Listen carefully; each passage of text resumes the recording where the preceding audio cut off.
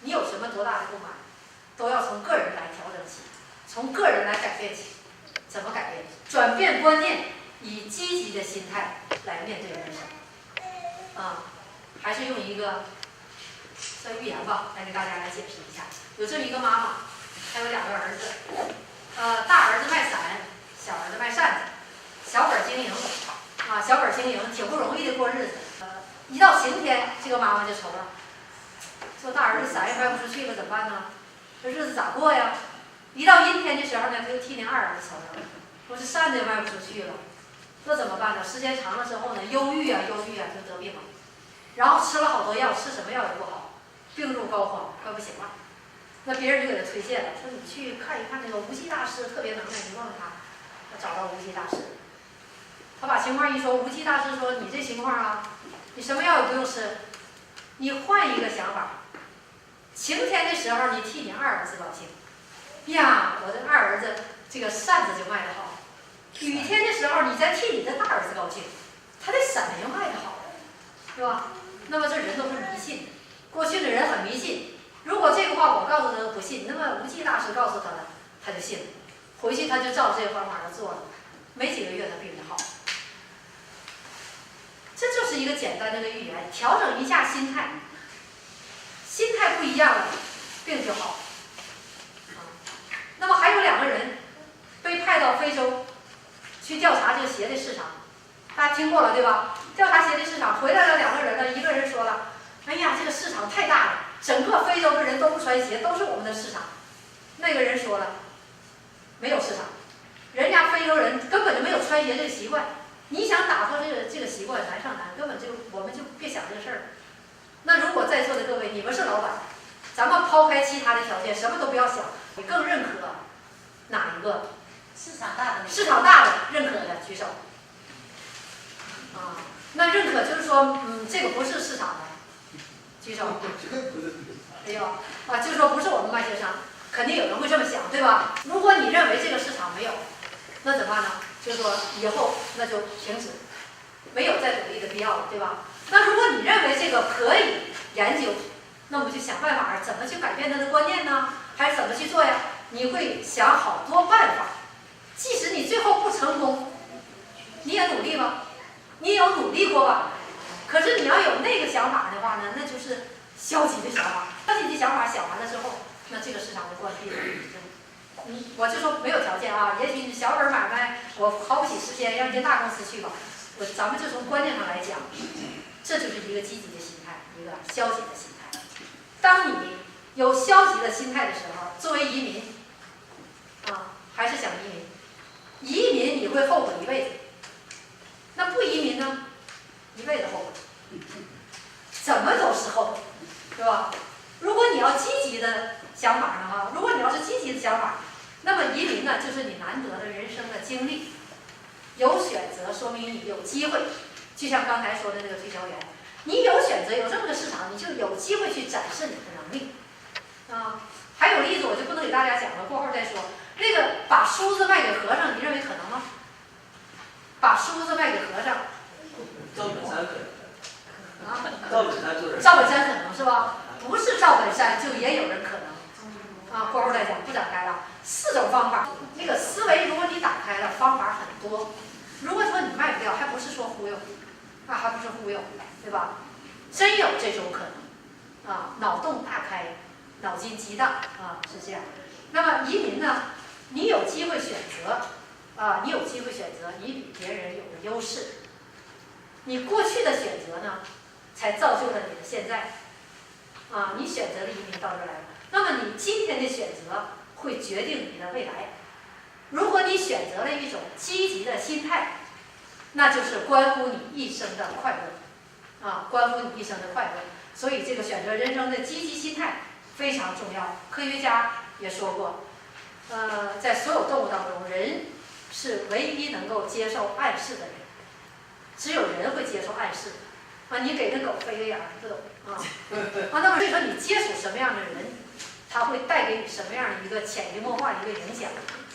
怎么办呢？接触正能量的人，你和什么样的人在一起，会决定你有什么样的人生。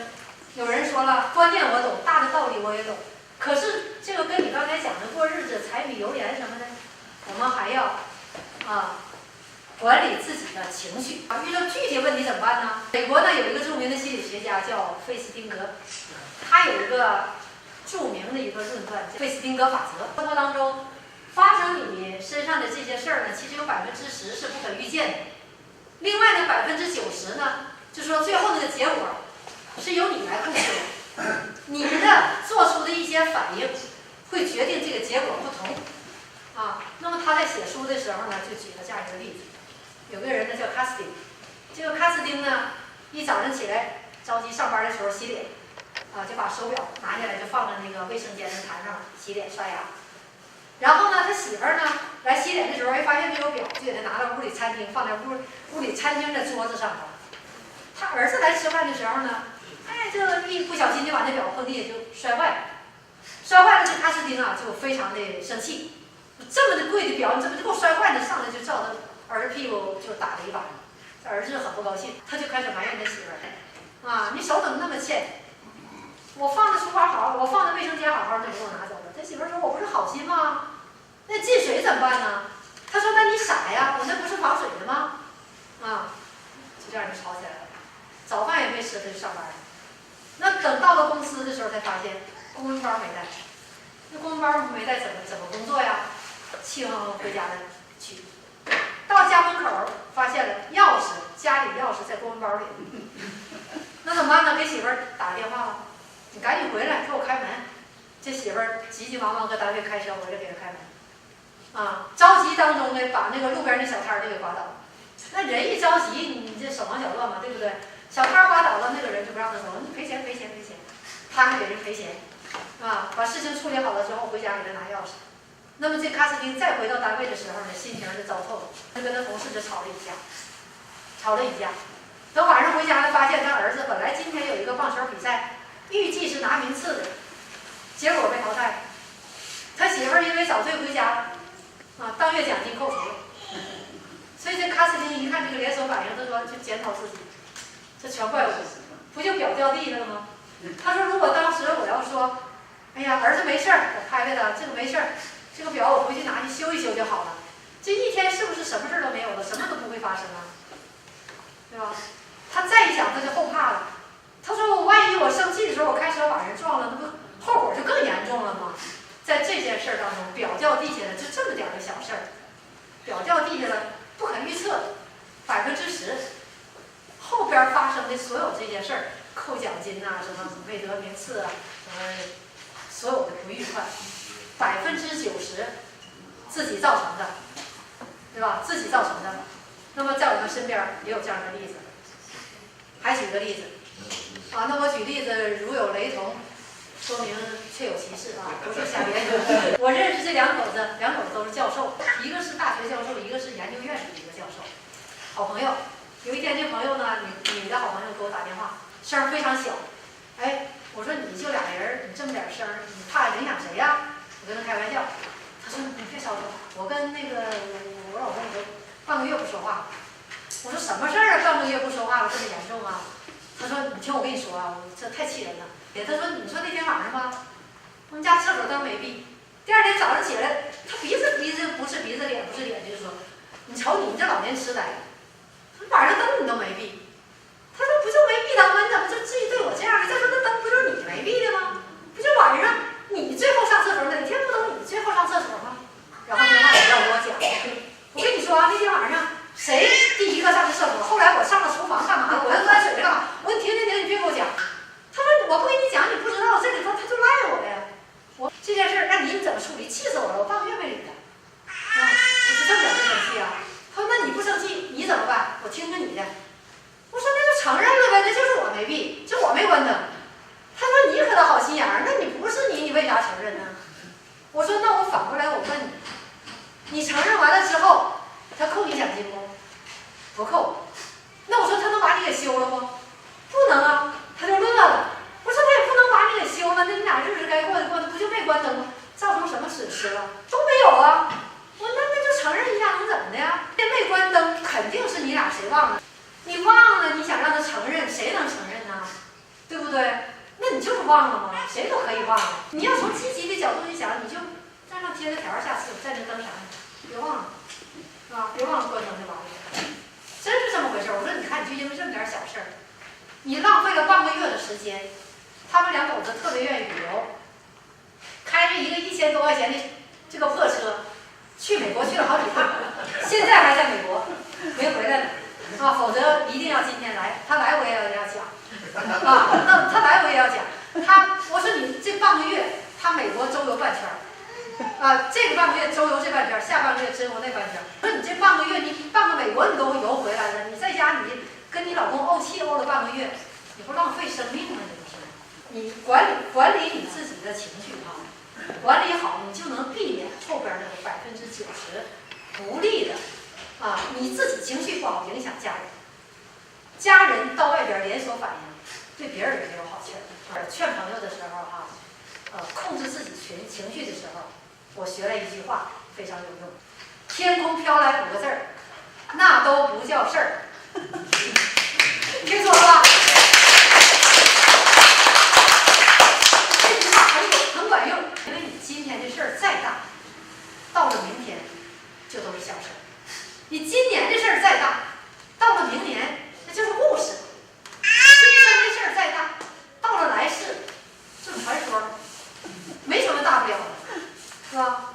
问题是什么呢？人一旦陷入这个小事当中的时候，你跳不出来。说你要发脾气的时候啊，你先数1、2、3，然后你再发脾气。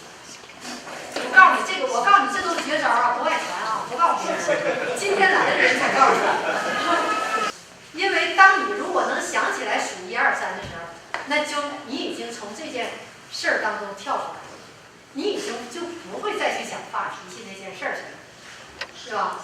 你就已经跳。但你要如果想不起来这个1、2、3，你脱口而出，你伤了你的家人，你伤了朋友，你再想再愈合就难了，对吧？你家人没办法还得跟你过，对吧？那么朋友，你要把朋友伤了，你要有说多少好话才能把人家再说回来呀？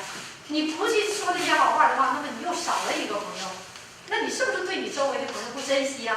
如果你总是不在控制自己的情绪，那你一生当中就像熊瞎子皮包米一样，你身边的朋友不是越来越少了吗？我是非常珍惜我身边能跟我一起玩一起乐的朋友。如果你能把你的情绪控制好，那你的生活当中什么柴米油盐的喜怒哀乐什么这些事发生不？照样发生。可是你跳出来，我照样该干什么把什么事办好，什么都不影响，那我不就是快乐了吗？说到这儿明白了吧？不是傻乐和快乐，而是说把问题积极的解决好了，然后赢得了一份快乐的心境。所以说控制情绪呢也不容易做到，这是一种修炼。以前呢，那我和曙光我们也吵架，谁不吵架呀？哪有不吵架的夫妻呀，对吧？也一样吵架。那现在呢就减少吵架，互相伤害干嘛呀？再吵呢也吵，那干嘛呀？口腔运动那是为了防止老年痴呆。大的方面我们转变观念，小的方面控制情绪。接下来我们还要知道怎么去过快乐的生活，活在当下，把握今天。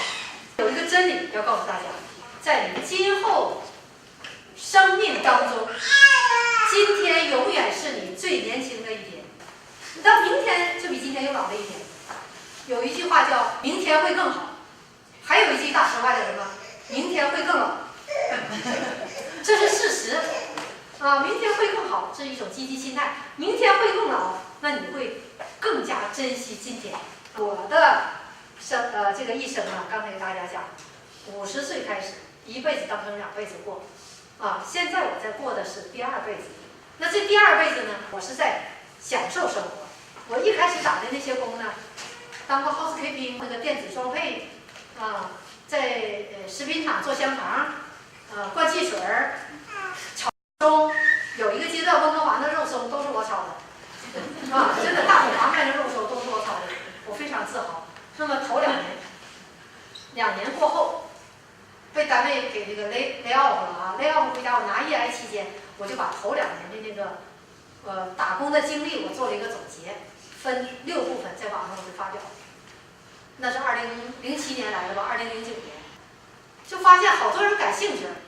啊，有的人说，哎呀，你这个经历，那个来的时候移民基础的经历没有人写，我第一次看到，人们都是怎么成功了以后，然后再说我，哎呀，我当初怎么样，我在餐馆打拼，你别端盘子，别提了，一带而过，对吧？那我当时是什么情况？我不是回忆，我是直播，我刚刚经历的生活，我再告诉大家。我未来怎么样，我不知道。我把这个文章写了之后呢，我本来写完了总结就完了，可是呢停不下来了。为什么停不下来了？就网上看的人就太多了。那几年大家知道是移民潮，对吧？大家都想来。我们移民之前呢，我是到网上找资料。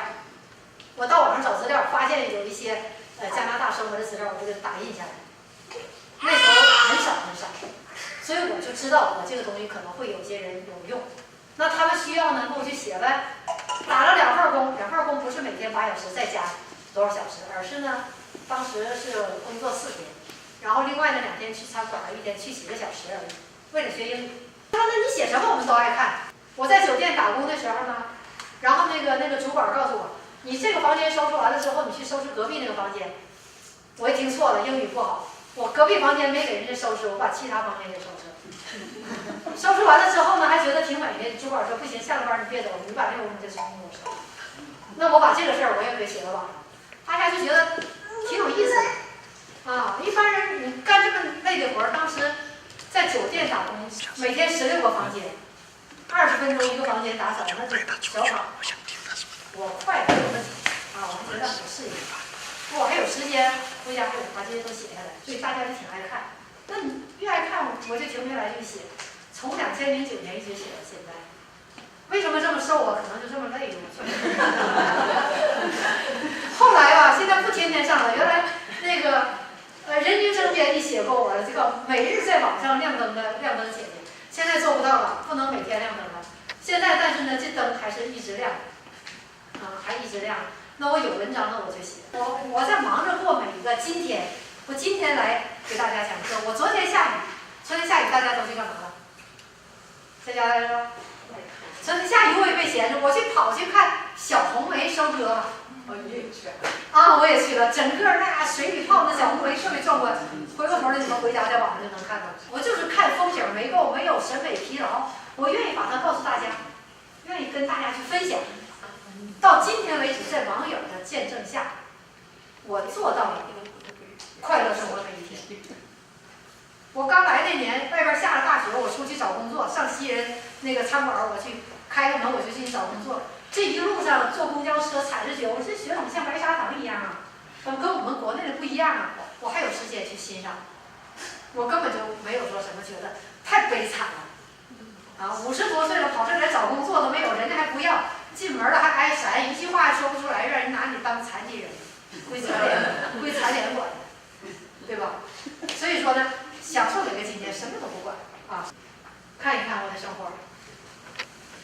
这是我在单位工作，一台机器生产出来餐巾纸，我就在那包装，戴着这耳麦，就是防止那机械噪音的啊。就把这个纸一天装100多箱，2000多袋，也跟机器人一样，特别快。我不是说光干活啊，干活以外呢，有精力呢，登贝壳山，去阿拉斯加看冰川，这在游轮上自己美造型。如果今天不来讲课，如果在家里，就不会把自己打扮得漂漂亮亮的。一旦出来了，把最美的衣服都穿上，展示自己。大家来了之后也是精神面貌不一样，啊，也是尊重别人，也是给自己看啊，也是给自己看。出去玩，在小区散步，啊，曙光表扬我的，有你这么淘气老太太吗？我就这么淘气老太太。我也是。你也是啊？我说你别管淘气不淘气，我能从这边走到那边不掉下来，你能吗？他不是，失去了一次快乐。这是晚上那个出去遛弯，那我就把影子就留下，还有好多这种影子，啊，我就把它拍下来，我自己欣赏，我觉得挺美。属于你的呢，只是这么一段时光啊，只是这么一段时光。那人生呢，就是走过的路，不能再重新走一遍，一辈子。过了今天就不会有另外一个今天的一辈子。破碎的心很难再愈合这一辈子，每分每秒都不能再回头的一辈子。说到这儿还有一个寓言，一个人死了，上帝拉着他的行李箱就向他走来了。他说：“你那箱子里是什么？是我的遗物吗？”上帝说：“是的。”他说：“那里有什么？是我一生取得的荣誉吗？成绩吗？”摇头。是我的所有的财富吗？不是。是我的子女吗？都不是。是我的灵魂吗？你的灵魂现在已经属于我了。他说：“那里边有什么？”他说：“奇怪了。”上帝把箱子打开，他一看里边空空如也，什么都没有。他就惊了。他说：“那什么属于我？我有什么？”上帝说了：“只有你活着那段时光是属于你的，其他都不是你的。荣誉是过去的，地位是暂时的，金钱是留给子女的。只有你活着的健康快乐的那段时光是你可以把握的。”还有一句话，为什么要活在当下？我们刚才给大家算那个账，人生理想你要活83岁一辈子，这是理想状态。在生活当中，我们往往看到，不一定每个人都那么理想。人生没有明天。有一个华裔，他在多伦多移民，本来工作挺好，以前在美国读书，后来呢在多伦多呢生活很安逸了，他觉得这种生活能看到退休了，他想再搏一下。加拿大是个养老的地方，那怎么办呢？到美国去再闯一把。以他的资历，博士，他有这样一个能力，应聘到美国，他就带着全家又去搬到美国去生活了。在哪儿工作啊？世贸大厦。他在那工作还没有几天，911撞大楼。他的办公室是在80层，这个飞机就撞到了86层。当时呢，他坐在这个刚上班坐在这个椅子上，他就觉得谁把那椅子狠狠地推了一下，就把他撞到桌子上，连桌子撞到墙角上去了。等他反应过味儿来了，就发现这不是一般的地震。走到走廊的时候呢，就发现所有的门把那个钢都变形了，严重的变形。变形到什么程度呢？所有的门都打不开了，电梯呢你就别说了，根本就不能用了。那么防火通道就往下走的那个门也打不开。那么好几个办公室的那个撞小伙子就去用肩膀去撞，就生生把那门就给撞开了。这是唯一的生路。过后呢，发现有个小伙子把这肩膀的骨头给撞碎了好几块，但是撞开了之后呢，这所有的人就排着队，就从那个楼梯啊、楼道，这个安全门一层一层往下下，大家没有乱。这边着着大火，再着着大火，这些人就往下下，没有人拥挤，把那个方便的楼梯这边让给这个妇女，让给那个老一点年老的人，其他人就非常绅士的往下走，从80层走到地面，用了多长时间呢？1个半小时。他说离开那个大楼，他就拼命的往外跑，往前面跑。当刚刚离开大楼3分钟，身后轰然2个大楼倒塌，然后浓烟就全都起来了。他说那一刻我脑子轰一声，我就感觉世界末日到了。就说几个月之后，他都不能从这个心理的这个阴影当中走出来。所以今年是91115年了吧，15周年了。说有人采访他，他才敢提这件事儿。他说人生从那一刻起，我才知道人生也许没有昨天。那么从这件事上，从死亡线上回来的人告诉我们这句话，我们更要珍惜今天，我们更要珍惜今天。有些人就说，等孩子大了就好，我们上哪儿去？等明年我们要去旅游，你定好了明年你就去。虽然说我们拍了照片，我们都说越活越年轻，今天20，明天18。真是这样，这种心态到现在也有。我还觉得我很年轻，我真是不觉得我现在已经能说吧60岁了。说我也无所谓在网上没人知道，没人看我精力挺足所以说你瘦了吧唧的亮灯姐姐，挺能，就是精神头还挺足的哈。这零件吧，人身上零件老化，这是自然规律。哪天我看不了了，那这些什么花花世界这个枫叶啊，什么樱花我都看不见了，我真是对生活有一种紧迫感，啊，有一种紧迫感。那趁着我现在还能到处走，那我真就像旅游一样，啊，真就像旅游一样。你旅游你就能珍惜你的生活了，对吧？你花了钱了，好多网友跟着我，我去完了哪儿呢，他们就跟着去哪儿。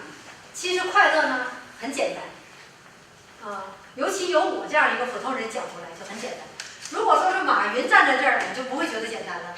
赶上你了，马云了，你那么能耐，对吧？你又挣大钱了。但是快乐不一定是马云那样人才快乐，我们普通人就能快乐。为什么我讲课能有说服力呢？就因为我各方面都不如大家，谁在我身上都能找到参照，都比我强。啊，看了我的帖子，我到加拿大不用像亮灯姐这么费劲，我英语比他好。啊，那个人看了，等我到加拿大，我也不用像你那么劳累，我起码我有一门专业。对吧？我英语好，我有一门专业，我也会去。那还有人说，按年龄算，我比他年轻，我起码你能干动的活，我也能比你能干动，对吧？啊，就各方面一比，还有人说，我起码我干点力气活也行，我能比亮点有力气。谁都能从我身上找到自信，我就觉得我就是，反正没什么优点。